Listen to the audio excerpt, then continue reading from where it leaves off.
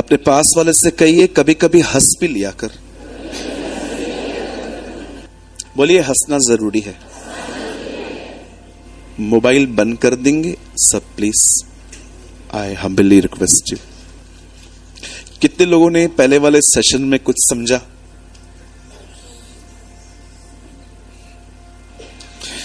हम जो कर रहे हैं किसके लिए करना है?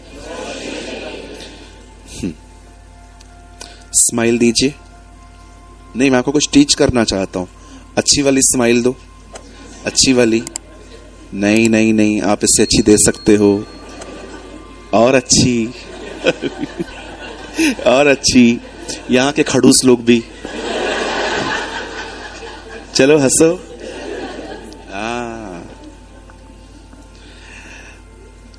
ऐसी ही खुशी हमारे कारण उसके चेहरे पे आनी चाहिए। द बाइबल सेज जब वो बपतिस्मा ले रहा था तब एक आवाज आई थी। आज हजारों लोग बपतिस्मा लेते, आवाज ही नहीं आती। उन दिनों में मुझे एक भाई ने कहा मुझे आपको यर्दन ले जाना है। बिलीव मी, उन्होंने सीरियसली उन्होंने कहा मुझे आपके डॉक्यूमेंट्स दो, मैं आपका वीजा सब मैं करवाऊंगा। मैंने कहा यार तू ले क्यों जा रहा है? उसने कहा मुझे बपतिस्मा लेना है आपसे, मेरे टाउन का व्यक्ति है। मैंने कहा एक्चुअली उसको लगा उसके लिए भी आवाज आएगी उधर। मैंने उससे कहा तू भले मुझे ले चल, मैं चलूंगा, लेकिन इतनी गारंटी है तेरे लिए कोई आवाज नहीं आने वाली है वहां पर, है ना? उस आवाज में था मैं इससे अति प्रसन्न हूं। मेरी मैसेज ट्रांसलेशन में लिखा गया है I am well pleased with you, go and perform your ministry. This is a message translation. परमेश्वर यीशु को कहता है मैं आपसे बहुत खुश हूं और अब तू जा और अपनी सेवा कर।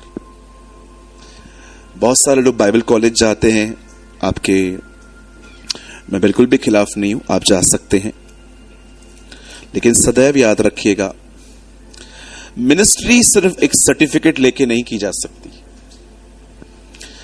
मिनिस्ट्री से पहले यह सर्टिफिकेट होना बहुत जरूरी है कि वो आपसे कहे मैं तुझसे खुश हूं। कितने लोग के पास यह सर्टिफिकेट है ये? क्या आपके पास वो सर्टिफिकेट है मैं तुझे बना के पछताया हूं? You know the Bible says, उसने कहा मैं राजा को, शाऊल को राजा बना के मैं पछताया हूं। नो नो नो नो, हमारे खुदा को हमारे लिए ये थॉट्स नहीं होने चाहिए कि he is a cause of every difficulty. वो हमारे लिए आनंद करना चाहिए, हमारी जिंदगी उसके चेहरे पे खुशी लानी चाहिए। मैं ऐसे बहुत से लोगों को जानता हूं, they are using mic for their promotions. Bombay में बहुत मिलते हैं मुझे, इतना प्रमोट करते हैं खुद को, इतना प्रमोट करते हैं, और मैं देखता हूं खुदा उनको उतना ही नीचे करता है, उनकी चीजों को फैलने में मदद ही नहीं करता है, because he know their intentions. आओ हम एक मीनार बनाए। No no no brother, live for God. 400 500 पहले साल लिखी हुई किताबें आज भी मैं कुछ लोगों को देखता हूं उनके पास रहती हैं। जब परमेश्वर देखता है ना समथिंग जो उसके लिए किया गया है आत्मा में, वो हजारों सालों से उन चीजों को संभालता और सारी जनरेशन को देता आया है। लेकिन जब परमेश्वर देखते हैं ना ये सब स्वार्थ में किया गया है, वो उन चीजों को ऊपर नहीं आने देता। एक बहुत ही मैच्योर मैन ऑफ गॉड ने कहा शरीर का कोई काम स्वर्ग नहीं पहचानता। शरीर के द्वारा किया गया कोई काम हेवन पहचानता ही नहीं। वो सिर्फ उसी काम को जानता है जो आत्मा में हुआ है। जो आत्मा में जीते हैं वही उसके बेटे और बेटियां कहलाई जाती हैं। आमेन। हमें ना थोड़ा करेंगे चलेगा, पर उसके द्वारा करेंगे। 30 साल जंगल में बैठा रहा यूहन्ना बपतिस्मा दाता, 6 महीने की सेवकाई, लेकिन जब वो निकला 6 महीने में पूरी डेड और ड्राई इज़राइल को खुदा में ले आया। 6 मंथ्स। ये मत समझिएगा कि आप इतने सालों से तैयार हो रहे हो, प्रभु आपको यूज नहीं करता। ब्रदर, हो सकता है अंत के 6 महीनों में वो तुमको ऐसा इस्तेमाल कर जाएगा जो पीढ़ियों तक आशीष बनी रहेगी। कभी ये मत सोचिएगा कि मैं कहां हूं। No, just live for God. कभी कभी प्रभु का वचन रिलीजियस प्लेसेस पे नहीं आता है यरूशलेम में, कभी कभी उसका वचन जंगलों में आता है यूहन्ना के पास। आमेन, मैं राइट? सो डोंट बिलीव कि सब लोग मस्त सेवा कर रहे हैं, मैं जंगल में हूं। कभी कभी आवाज रिलीजियस प्लेसेस पे नहीं आती है, जंगलों में आती है। चलिए, मैं आज के वचन को शुरू करने से पहले मेरे पास थोड़ा सा टाइम का प्रॉब्लम है। अब हमें ये मीटिंग कैसे भी करके 1:45 तक कंप्लीट करनी है। हमारे पास 20-25 मिनट हैं, लेकिन फिर भी मैं 5 मिनट आपको कुछ बोलना चाहता हूं। ध्यान दीजिए।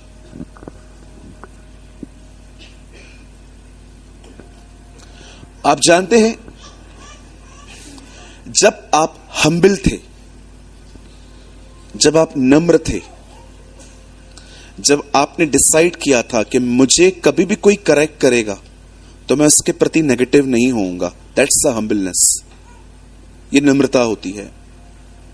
आप जानते हो, जब परमेश्वर ने आपको देखा था कि you are such a humble man, जो करेक्शन के लिए हमेशा ओपन रहते हैं, लेकिन एक समय ऐसा आया जब परमेश्वर ने आपको अनुग्रह दिया। क्या होता है मैं आपको बताता हूं। अनुग्रह ऊंचा उठाता है, और जब लोग ऊंचा उठते हुए आपको देखेंगे तो दे विल जेलस। यही एक रीजन था कि जिन भी लोगों पे बाइबल के अंदर फेवर आया था, उन्हें फेवर ने उठाया, पब्लिकली उठाया, स्पिरिचुअली उठाया, हर तरह से उठाया। और जब लोग आपको उठते देखेंगे ना, वो जेलस फील करेंगे, और वो जेलस में आपके लिए बहुत कुछ कह भी देंगे। बहुत सारी चीजें हो जाती हैं आजकल। आप जानते हो, जब परमेश्वर ये देखेंगे ना कि जब अनुग्रह ने आपके साथ बहुत सारी चीजें इकट्ठी की हैं, और अगर आपने उन चीजों के प्रति घमंड करना स्टार्ट किया, वो आपसे ग्रेस ले लेगा, आपसे अनुग्रह ले लेगा। मैं ऐसे बहुत से लोगों को जानता हूं इन माय लाइफ। एक टाइम था उनके ऊपर अनुग्रह था, लेकिन जब अनुग्रह ने उन्हें उठाया, they became bright, वे घमंडी हो गए। आज उनके घमंड के कारण उन्हें कोई ग्रेस नहीं मिलता। इसीलिए बाइबल बताती है, मैं दीनों कर अनुग्रह करता हूं, पर घमंडियों का सामना करता हूं। आप जानते हैं, घमंड आपको आपकी जिंदगी में ऐसे स्थान पर लेके आके खड़ा कर देगा जहां पर आप किसी से कुछ नहीं सीख पाएंगे, क्योंकि आपका मन मोटा हो गया है। I know, I know, I know, I know, I know, I know, I know, मुझे पता है, मुझे पता है, मुझे पता है, मुझे पता है। मैं ऐसे लोगों को जानता हूं। आप वचन चलेगा ना अंदर, पता है मुझे, पता है मुझे। प्राइड आपको ऐसी जगह पे लाके खड़ा कर देगा जहां पर आपको टीच करना किसी के लिए भी इम्पॉसिबल सा हो जाएगा। इसीलिए मैं आप में से हर एक को कहना चाहता हूं, भाइयों बहनों, बी हम्बल, नम्र बने। प्रभु का बहुत धन्यवाद, आप बहुत कुछ जानते हैं, लेकिन प्रभु का बहुत धन्यवाद कि हम बहुत कुछ नहीं भी जानते जो हमें लर्न करना है। मोबाइल बंद कर दीजिए सभी लोग प्लीज। चलती हुई सभा में कोई भी फोन यूज ना करे। आप समझ रहे हैं? कई अपने पास वाले से हमें नम्र होना है, कई हमें बहुत कुछ नहीं पता है।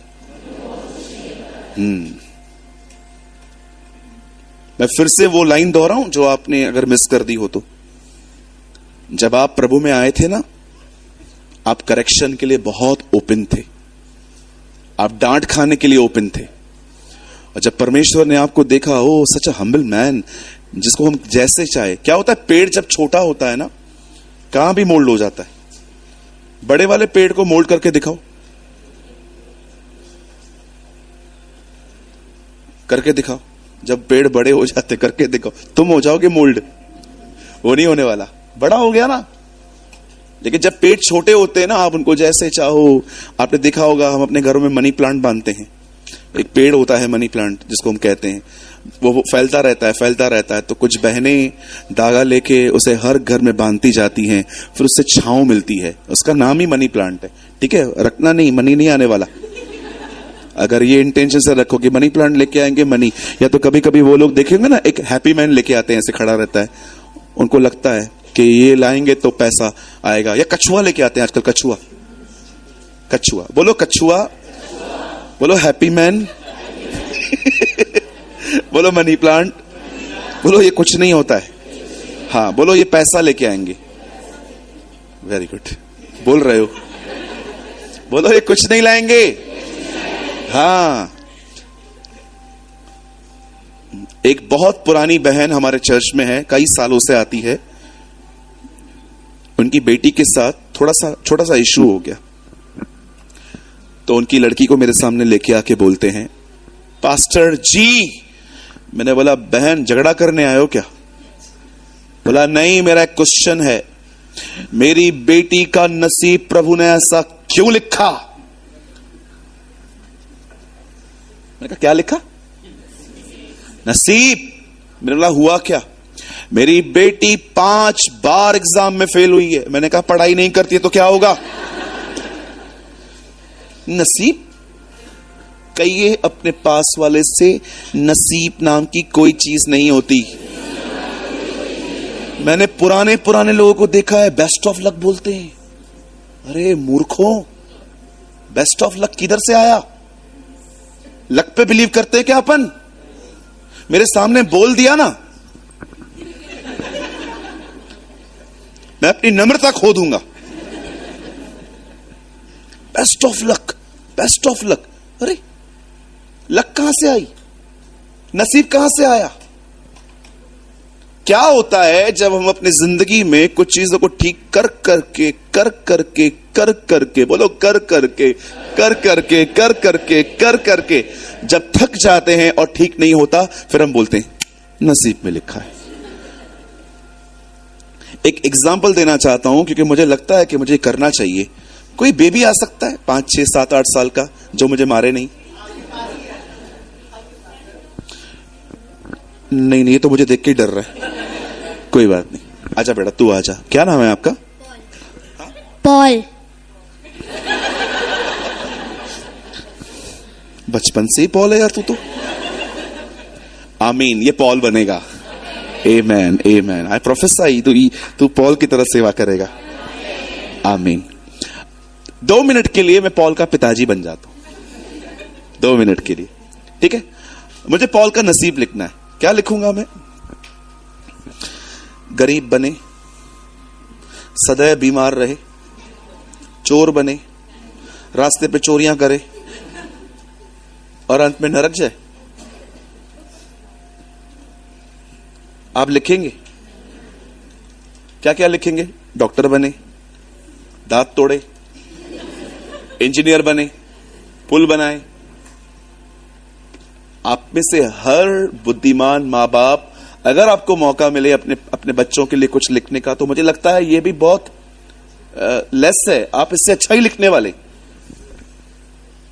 अगर आप कहते हैं नसीब नसीब, आप ऐसा, हम बुरे होके अपने बच्चों के लिए इतना अच्छा लिखते हैं, खुदा आपके लिए लिखेगा आपको कैंसर हो।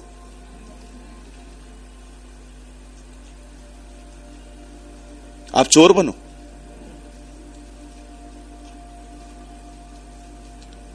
हमारा तो नसीब भी खराब है। बैठ बेटा बैठ, मैं खराब हो रहा हूं अब।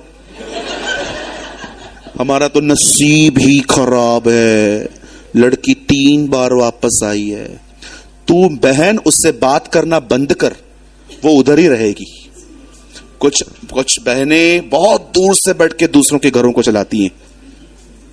एक आंटी हमारे पास आई, उन्होंने कहा देखो मेरी लड़की वापस आई है। तो मैंने बोला दीदी क्या हुआ? नहीं भैया थोड़ी सी बात थी, माँ ने कहा इतना काय को सहने का, मैं चली आई। मैंने बोला तू हट जा बहन, उनको बेच।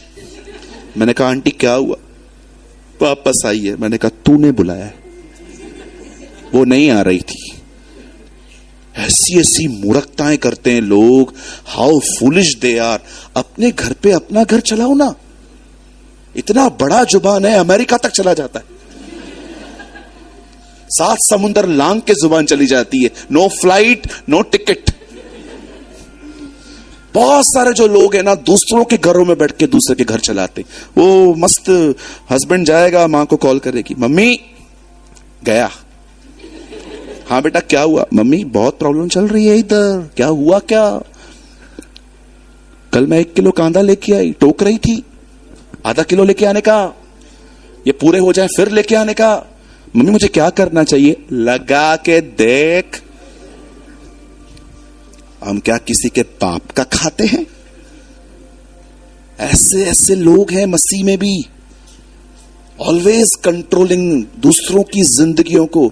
मेरे चर्च के बच्चे बैठे हैं यहां पर, इनसे पूछिए कभी मीटिंग के बाद, मैं मीटिंग के बाद इनका लाइफ कंट्रोल करता हूं। अगर किसी दिन रविवार के दिन ये बच्चे चर्च नहीं आएंगे, शॉपिंग करने के लिए जाएंगे, और अगले हफ्ते अगर ये लोग आएंगे, मैं प्रचार में कभी ऐसे नहीं बोलूंगा हमारा परमेश्वर महान अनुग्रहकारी है, लेकिन लोग सुधरते किधर है? संडे के दिन भी शॉपिंग पे चले जाते। ये तानेबाजी बंद कर भाई। Stop targeting people. डोंट किसी को भी चर्च के बाहर कंट्रोल मत करो। लोग तुमसे फेड अप हो जाएंगे, तुम्हें पता ही नहीं चलेगा लोग इंटरेस्टेड क्यों नहीं है। क्यों? क्योंकि तुम्हें हर चीज में घुसने की आदत है। आप समझ रहे हो? किसी की भी जिंदगी कंट्रोल करने की कोशिश न करें। लोगों को वचन बताएं, उनके लिए प्रार्थना करें। याद रखिए गंभीर लोग कहां से भी गंभीर हो जाते। आप समझ रहे हैं? बोलिए घमंडी नहीं बनना है, ना आत्मिक बातों पे ना जिस्मानी बातों पे। प्रभु ने जो दिया है उसका धन्यवाद हो, लेकिन हमें किसी के ऊपर घमंड। हमेशा नम्र बने रहें। बच्चों से भी सीखें। हम अपने चर्च के बच्चों से भी सीखते हैं। लास्ट संडे, इस संडे हमने सारे बच्चों को आगे बुलाया। मुझे ही नहीं पता था हमारे कलीसिया में इतने बच्चे आगे आ गए। हम सबके लिए प्रार्थना कर रहे थे। इतने प्यारे बच्चे हैं हमारे कलीसिया के अंदर, इतने प्यारे बच्चे हैं। सिर्फ प्रचार करने नहीं देते मुझे, बाकी बहुत प्यारे। They are very nice kids. तो क्या आज आप कुछ सीखने के लिए तैयार हैं? कहिए प्रभु, अगर मुझे ये बातें पता है तो भी मुझे सिखा। आमीन आमीन। जब भी रविवार भी अपने चर्च में जा रहे हैं, respect your pastor, honour your pastor. हमेशा उनका आदर करें। अगर आपको अपना पास्टर लगता है कि वो गलत टीचिंग दे रहा है, या अगर आपको लग रहा है कि आपको कुछ दिक्कत है, बात करो उससे। Talk to him. बाहर जाके नाम मत खराब करो उसका। उससे बात करो, उससे बोलो ब्रदर मुझे लग रहा है कि ये कुछ दिक्कत है, मुझे लगता है कि ये चीज मुझे ऐसे समझनी है, वैसा समझनी है। Talk to him first. उससे बात कीजिए। बहुत सारी चीजें प्रेम से सॉल्व हो जाती है। आप समझ रहे हैं? इवन अगर आपको किसी चर्च को भी लीव करना है ना, सबको मत बोलो, बड़े प्रेम से चले जाओ पास्टर जी के पास, उसको बोल के आओ ब्रदर शायद हम मंडली चेंज कर रहे हैं ब्रदर, अगर हमसे कुछ भी गलती हुई हो हमें क्षमा कीजिए, हमें कोई दिक्कत नहीं है। हम बिल्ली लीव कर दो। लड़ झगड़ के मैं जा रहा है, no no no, they are foolish people. ये चर्च को खराब करने वाले लोग होते हैं। राइट? आइए मेरे साथ एक वचन खोलिए। हमारे पास सिर्फ 15 मिनट है और हम इसे एक्सप्लेन करेंगे। 10 अध्याय इब्रानियों की किताब। Open with me the book of Hebrews chapter 10।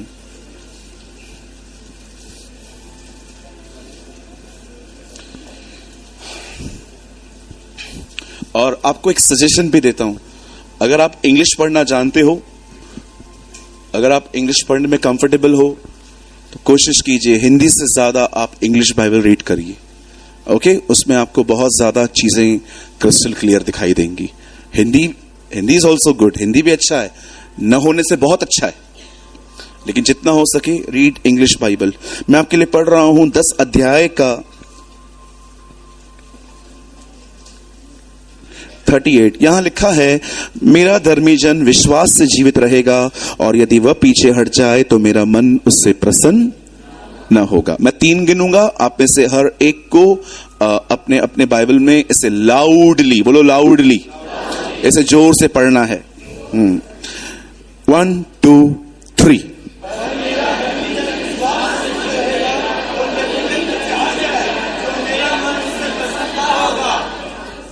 सुनिए, आइए, कोई भी इस समय नोट्स न बनाए, लिख रख दो आज के दिन। आफ्टर मीटिंग आप इसके नोट्स बनाओ। मैं चाहता हूं आप कैच करो, जितना हो सके कैच करो। सुनिए,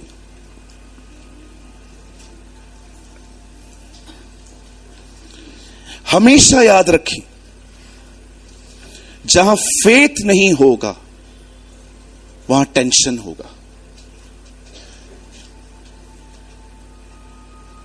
कुछ विश्वासियों को यह कन्विंस करना बहुत डिफिकल्ट होता है कि आप विश्वासी होकर अविश्वासी हो या अल्प विश्वासी हो। हर एक को लगता है कि आई एम अ बिलीवर, लेकिन समटाइम्स बिलीव इज एब्सेंट। किसी ने मुझसे ट्रेन में पूछा था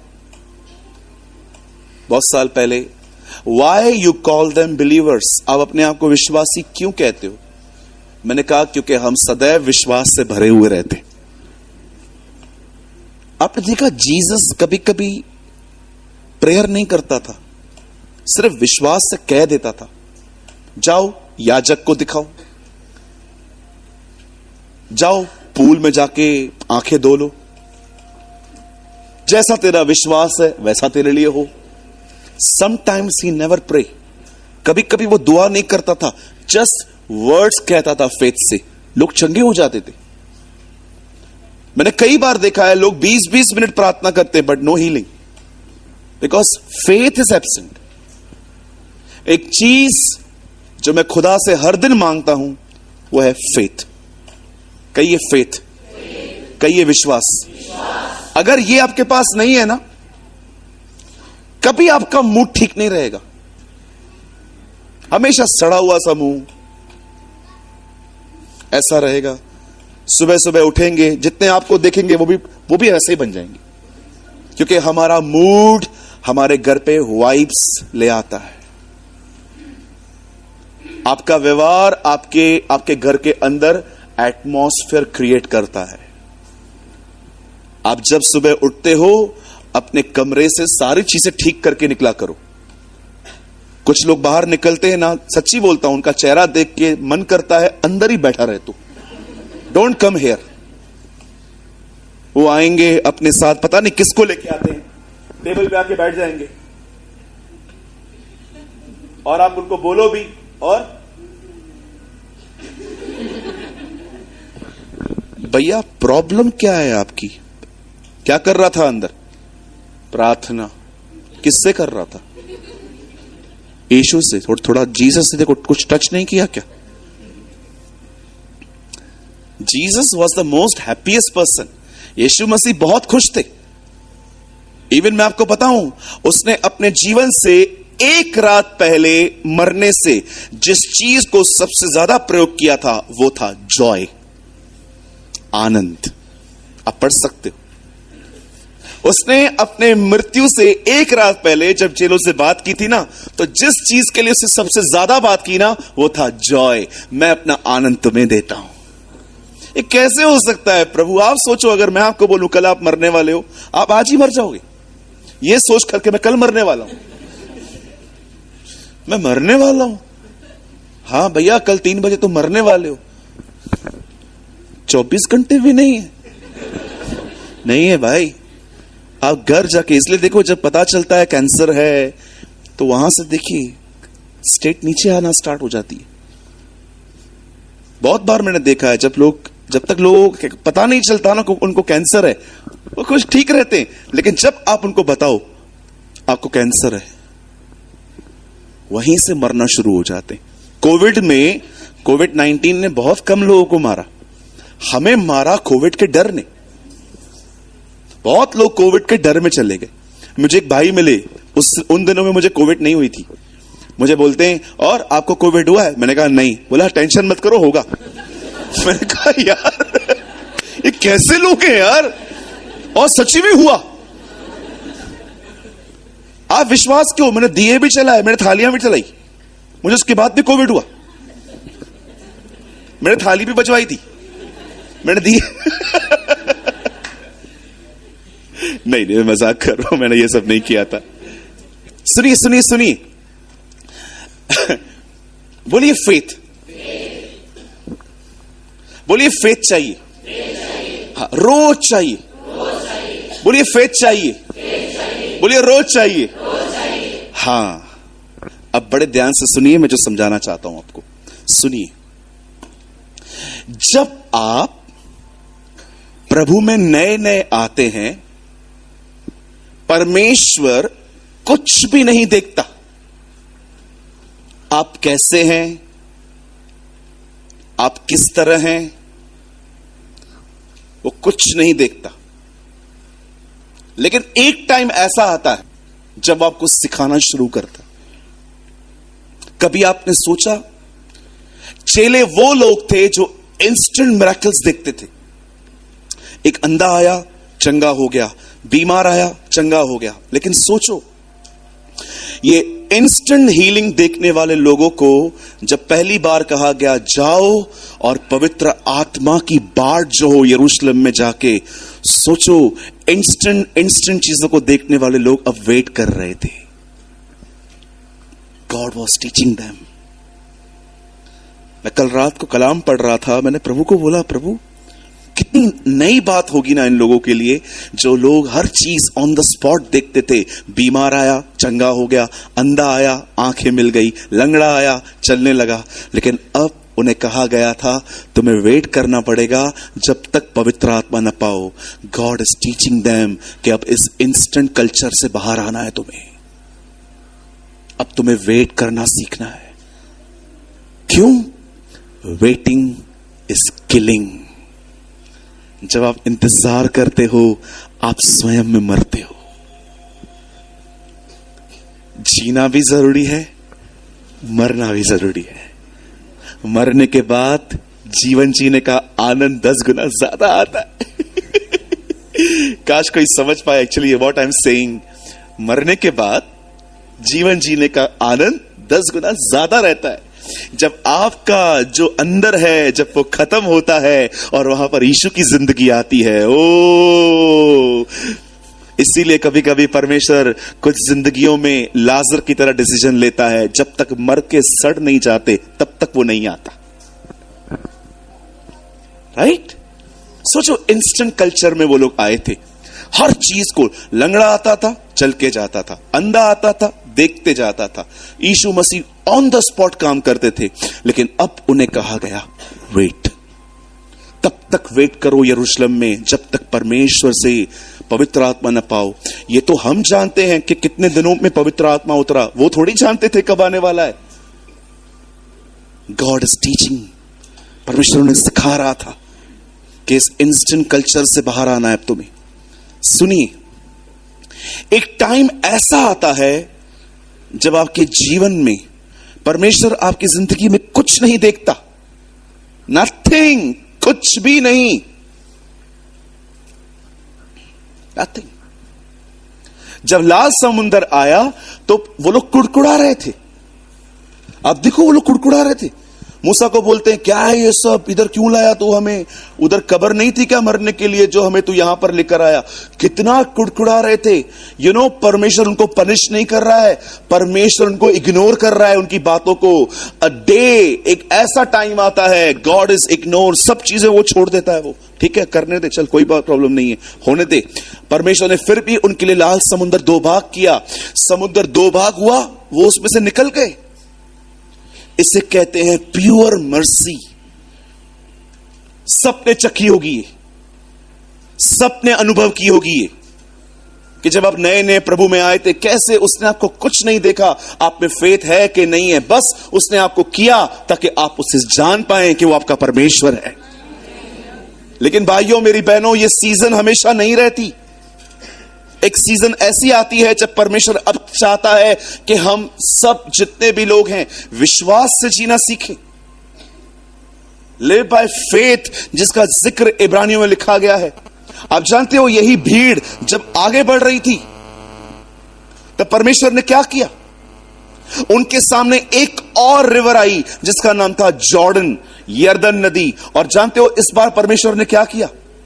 इस बार परमेश्वर ने समुद्र उस रिवर को 2 भाग नहीं किया। परमेश्वर ने उन्हें कहा, वाचा का संदूक उठाओ, और लिखा है 4 कंधों पर उसे लिया गया। और परमेश्वर ने कहा, जब तुम याजकों के पैर उस पानी में पड़ेंगे तब दरियाए यरदन अपना पानी रोक देगी। आप जानते हो, आप पढ़ के देखिए, लाल समुद्र 2 भाग हुआ और वो उसमें से पार हो गए, लेकिन यरदन तब रुकी जब उन्होंने पांव अपने पानी में डाले। एक टाइम आता है जब परमेश्वर आपसे कहता है, वेट, मैं तेरे लिए करूंगा, और आप आगे बढ़ते हो। लेकिन एक टाइम ऐसा भी आएगा जब आप चीजों को देखोगे कि बहुत बिगड़ी हुई हैं, और परमेश्वर कहेगा, मैं कुछ भी ठीक नहीं करने वाला हूं, ऐसे ही आगे बढ़। और आप बिलीव करेंगे, जब आप विश्वास से आगे बढ़ेंगे, आप देखेंगे रास्ते खुल रहे हैं। यस, कुछ लोग कहते हैं मुझे डर लग रहा है। डर के साथ ही आगे बढ़ो, डर के साथ ही आगे बढ़ो, डोंट वेट। चीजों के ठीक होने का वेट मत करो, आगे बढ़ो। अब परमेश्वर उन्हें विश्वास से जीना सिखा रहा था। दूसरी बार सेम काम करके पहले की जनरेशन भूल गई थी कि लाल समुद्र 2 भाग हुआ था, और नई जनरेशन को एक नए तरीके से सिखाया जा रहा था कि देखो, ये पहले भविष्य में, पहले भी ये पास्ट में हो चुका है। मैं आपसे पूछना चाहता हूं, आप कौन से व्यक्ति हैं? सब ठीक हैं इसीलिए खुश हैं, कि आप ये देखते हैं कुछ भी ठीक नहीं है फिर भी आप आगे बढ़ रहे हैं, क्योंकि आप जानते हैं जब मेरे पांव आगे बढ़ेंगे रास्ते भी खुलेंगे। मैंने कल मीटिंग में एक बात कही थी, पर मैंने इसको ठीक से एक्सप्लेन नहीं की। सुनिए, परमेश्वर कई बार आपसे वैसे डील नहीं करेगा जैसा आप चाहते हैं।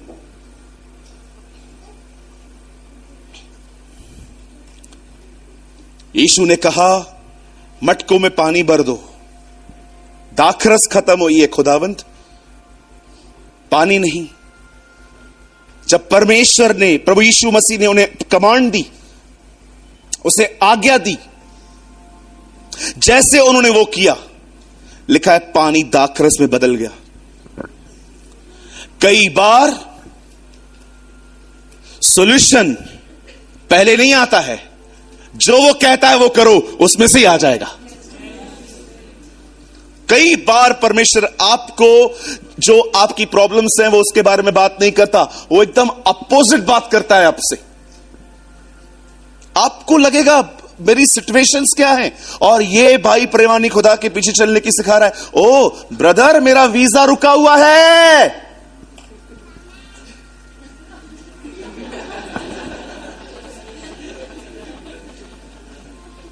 Good morning.